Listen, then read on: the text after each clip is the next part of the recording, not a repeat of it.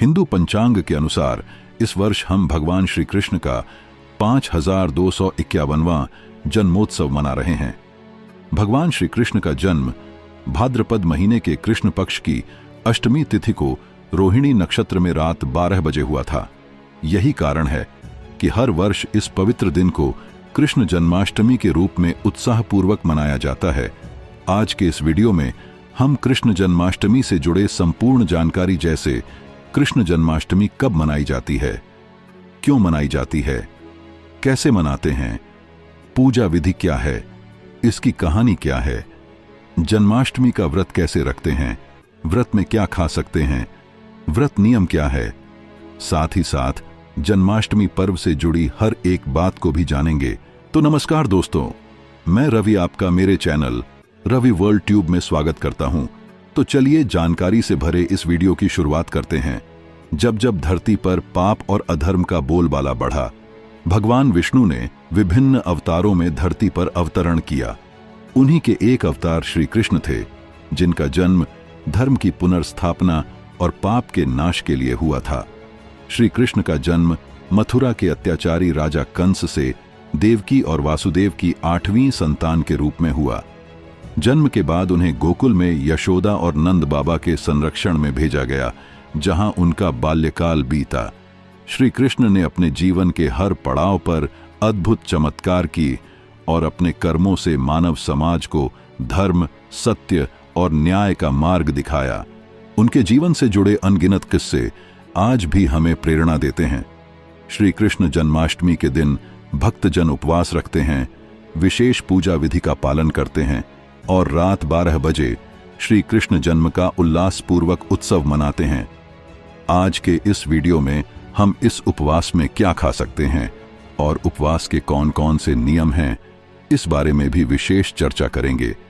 तो चलिए भगवान श्री कृष्ण का नाम लेते हुए इस पावन पर्व को पूरी श्रद्धा और आस्था के साथ मनाते हैं। भारत में कृष्ण जन्माष्टमी का त्योहार बहुत ही धूमधाम और श्रद्धा भाव के साथ मनाया जाता है। दुराचारी कंस के अत्याचार को कारागार में रह सह रही माता देवकी ने भाद्रपद के कृष्ण पक्ष की अष्टमी तिथि को अपनी 8वीं संतान के रूप में श्री कृष्ण को जन्म दिया था। भगवान विष्णु ने पृथ्वी को कंस के अत्याचार और आतंक से मुक्त कराने के लिए अवतार लिया था। इसी कथा के अनुसार हर साल भाद्रपद की अष्टमी को कृष्ण जन्माष्टमी का पर्व मनाया जाता है। पुराणों के मुताबिक श्री कृष्ण त्रिदेवों में से एक भगवान विष्णु के अवतार हैं। कृष्ण के आशीर्वाद और कृपा को पाने के लिए हर साल लोग इस दिन व्रत रखते हैं। मध्य रात्रि में विधि विधान से पूजा अर्चना करते हैं, भजन कीर्तन करते हैं और जन्मोत्सव मनाते हैं। इस दिन के लिए मंदिरों को विशेष तौर पर सजाया जाता है। कुछ स्थानों पर जन्माष्टमी पर दही हांडी का भी उत्सव होता है। इस साल श्री कृष्ण जन्माष्टमी 26 अगस्त सोमवार को मनाई जाएगी। इसका प्रारंभ 26 अगस्त की रात 3:39 से होगा और इसकी समाप्ति 27 अगस्त को रात 2:19 पर होगा। मथुरा में जन्माष्टमी 26 अगस्त को मनाई जाएगी। बता दें, कृष्ण जन्माष्टमी का पर्व मथुरा में बड़े धूमधाम से मनाया जाता है। कृष्ण जन्माष्टमी के दिन सुबह जल्दी उठकर स्नान करें और इसके बाद भगवान कृष्ण के मंदिर में जाएं और वहां मोर पंख अवश्य चढ़ाएं। मंदिर नहीं जा सकते तो घर के मंदिर में ही भगवान कृष्ण को मोर पंख चढ़ाएं। इस दिन भगवान कृष्ण की प्रतिमा को अच्छे से सजाएं, उनके लिए झूला तैयार करें। पूजा के समय भगवान कृष्ण के मंत्र का 108 बार जप करें। रात 12 बजे की पूजा से पहले फिर से स्नान कर लें, फिर साफ वस्त्र पहनकर पूजा की तैयारी करें। फिर कृष्ण जी की प्रतिमा को दक्षिणावर्ती शंख से अभिषेक कराएं, उन्हें फूल और फल चढ़ाएं, तरह तरह के पकवान का भोग लगाएं, जन्माष्टमी की कथा सुनें और अंत में भगवान कृष्ण की आरती करें। कृष्ण जन्माष्टमी के दिन व्यक्ति को स्नान आदि से निवृत्त होकर सभी देवी देवताओं को नमस्कार करना चाहिए। इसके बाद घर के मंदिर में पूर्व या उत्तर दिशा की तरफ मुख करके बैठ जाएं। फिर एक हाथ में जल, फल पुष्प लेकर व्रत का संकल्प लें। इसके बाद दोपहर के समय में काले तिलों को जल में डालकर प्रसूति गृह बनाएं। इस प्रसूति गृह में एक सुंदर बिछौना बिछाएं और यहाँ कलश स्थापित करें। फिर भगवान कृष्ण को स्तनपान कराती मां देवकी की मूर्ति स्थापित करें।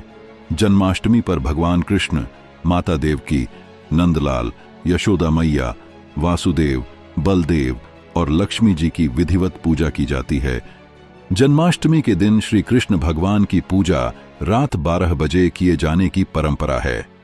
जन्माष्टमी के दिन रात 12 बजे खीरे को काटकर उसके तने से अलग किया जाता है। दरअसल ये परंपरा इसलिए निभाई जाती है क्योंकि इस दिन खीरे को भगवान कृष्ण के माता देवकी से अलग होने के प्रतीक के रूप में देखा जाता है। इसी वजह से कई स्थानों पर जन्माष्टमी के दिन रात 12 बजे खीरा काटा जाता है। इसके बाद भगवान कृष्ण की आरती की जाती है, फिर उन्हें भोग लगाया जाता है। इसके बाद लड्डू गोपाल को झूला झुलाया जाता है। इस दिन भगवान श्री कृष्ण को प्रसन्न करने तथा उनकी विशेष कृपा पाने के लिए आप पूजा के दौरान निम्न मंत्रों का जाप भी कर सकते हैं। ओम नमो भगवते श्री गोविंदाय नमः। ओम नमो भगवते तस्मै कृष्णाया कुंठमेधसे। सर्व व्याधि विनाशाय प्रभो माम अमृतम कृधिराम। हरे कृष्ण कृष्ण कृष्ण हरे हरे, हरे राम राम राम हरे हरे। कृम कृष्ण आय नमः। ओम देविकानंदनाय विधमहे वासुदेवाय धीमहि तन्नो कृष्ण प्रचोदयात्। ओम क्लीं कृष्णाय नमः। गोकुलनाथाय नमः। कृष्ण जन्माष्टमी की पूजा के समय खीरा काटा जाता है। ऐसा इसलिए किया जाता है क्योंकि जन्माष्टमी पर खीरे के तने को बच्चे की नाल समझकर श्री कृष्ण जी जन्म के वक्त काटा जाता है। दरअसल इस दिन खीरे को भगवान कृष्ण के माता देवकी से अलग होने के प्रतीक के रूप में देखा जाता है। कई जगह इस दिन खीरा काटने की प्रक्रिया को नल छेदन भी कहा जाता है। जन्माष्टमी के व्रत में आप फलाहार ले सकते हैं।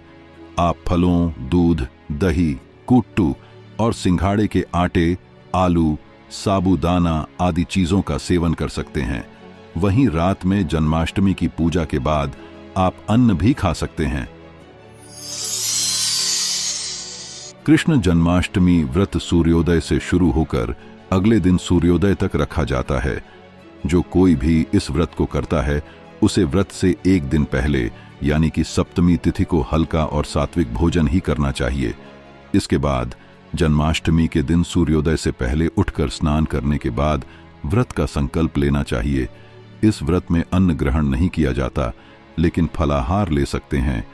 पूरे दिन व्रती व्रत रहने के बाद रात में 12 बजे विधि विधान भगवान कृष्ण की पूजा करते हैं। इसके बाद व्रत का पारण करते हैं। वहीं कई लोग जन्माष्टमी व्रत का पारण अगले दिन सूर्योदय के बाद करते हैं। कृष्ण जन्माष्टमी पर मंदिरों को सजाया जाता है और भगवान कृष्ण की प्रतिमा का श्रृंगार किया जाता है। इस दिन भगवान श्री कृष्ण के जन्म के उपलक्ष्य में झांकियां सजाई और निकाली जाती है। लोग अपने घर में भी भगवान श्री कृष्ण की प्रतिमा का श्रृंगार करते हैं। इस दिन रात में कृष्ण जी को झूला झुलाया जाता है। उनका पंचामृत से अभिषेक किया जाता है। बहुत से लोग इस दिन व्रत रखते हैं। फिर रात में 12 बजे के करीब शंख और घंटे की आवाज से भगवान कृष्ण के जन्म का उत्सव मनाते हैं। जन्माष्टमी के व्रत में आप फलाहार ले सकते हैं। आप फलों, दूध, दही, कुट्टू और सिंघाड़े के आटे, आलू, साबूदाना आदि चीजों का सेवन कर सकते हैं। रात में जन्माष्टमी की पूजा के बाद आप अन्न भी खा सकते हैं। वैसे तो भगवान बस भक्तों की भाव के भूखे हैं और वही भाव हर भक्त अपनी भक्ति और शक्ति के अनुसार अलग अलग दिखाते हैं। जो लोग धन धान्य से परिपूर्ण है वे काफी धूमधाम से पूजा करते हैं, पर वहीं इसके विपरीत वो लोग जिन्हें धन की कमी होती वे कई पूजा की सामग्री जुटा पाने में असमर्थ होते हैं। पर भगवान को इससे कोई फर्क नहीं पड़ता, क्योंकि जैसा मैंने पहले बताया भगवान बस भाव के भूखे हैं, तो हमें कभी भाव में कमी नहीं लानी चाहिए। चलिए बात करते हैं महाप्रसाद की। तो इस प्रसाद में धनिया पंजीरी, माखन, मिश्री, तुलसी के पत्ते, मखाना, पाग, चरणामृत, मेवा तथा खीर इत्यादि आती है।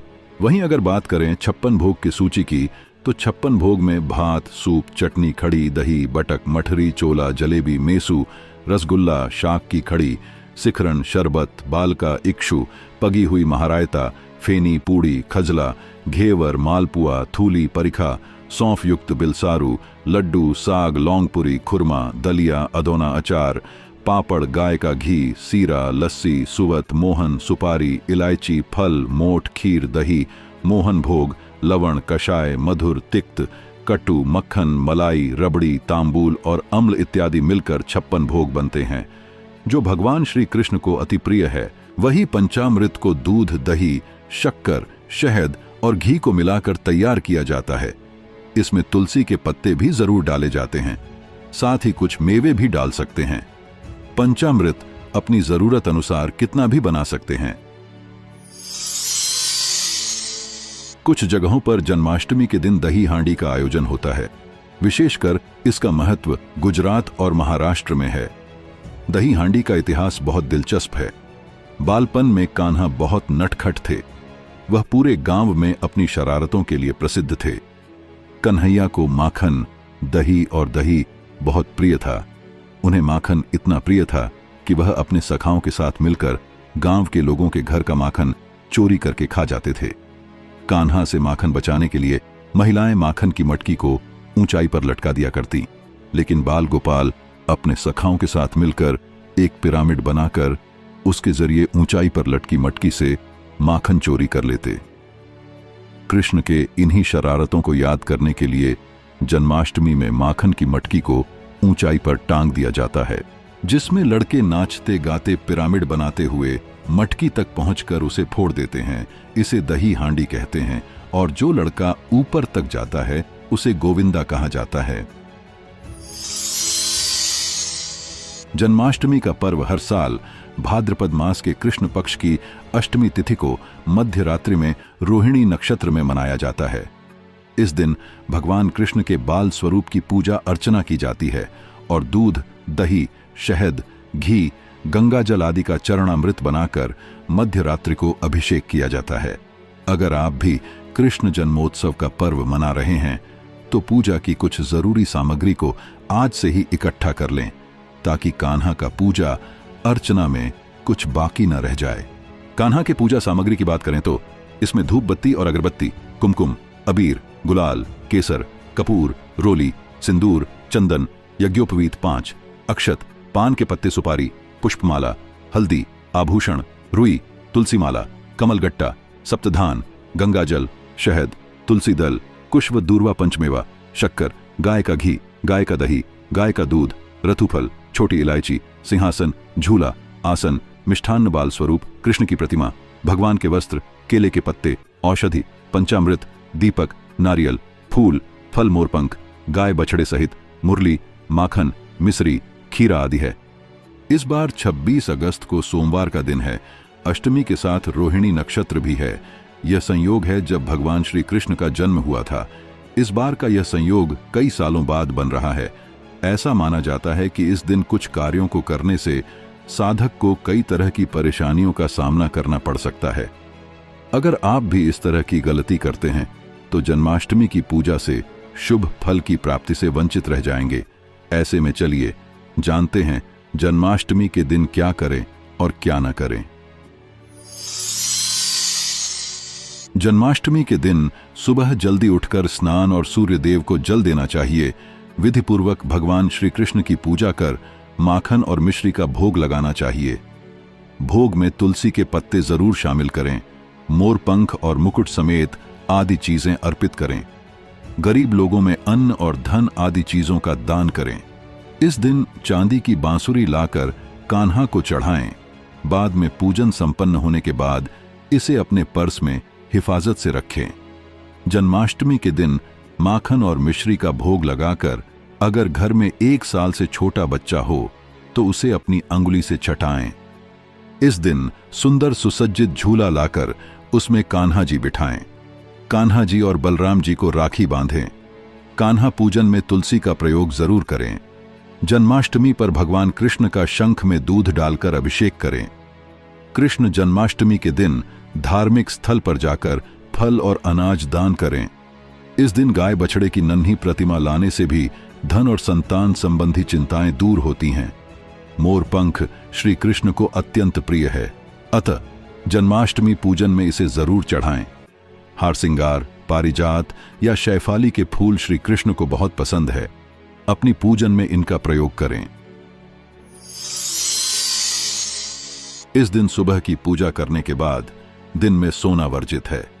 किसी से लड़ाई झगड़ा नहीं करना चाहिए। बड़े बुजुर्गों और महिलाओं का अपमान न करें। पशु पक्षी को परेशान न करें। तामसिक भोजन के सेवन से दूर रहें। इस शुभ अवसर पर महिलाओं को अपने बालों को खुला नहीं छोड़ना चाहिए। इस शुभ दिन पर भूलकर भी गौवंश को परेशान नहीं करना चाहिए, इससे कान्हा जी रुष्ट हो सकते हैं। इस शुभ दिन पर काले रंग के वस्त्रों से दूरी रखनी चाहिए और साथ ही साथ जन्माष्टमी के दिन तुलसी के पत्ते नहीं तोड़ने चाहिए। उम्मीद है आपको वीडियो के माध्यम से कई सवालों के जवाब मिल गए होंगे और बहुत कुछ नया जानने को मिला होगा। अगर आपको हमारी वीडियो अच्छी लगी हो तो वीडियो को लाइक कर और लोगों तक भी शेयर कर दे। वहीं अगर आपने अभी तक चैनल सब्सक्राइब नहीं किया है तो चैनल को सब्सक्राइब कर हमें सपोर्ट करें। मिलते हैं अगले वीडियो में, तब तक के लिए राधे राधे।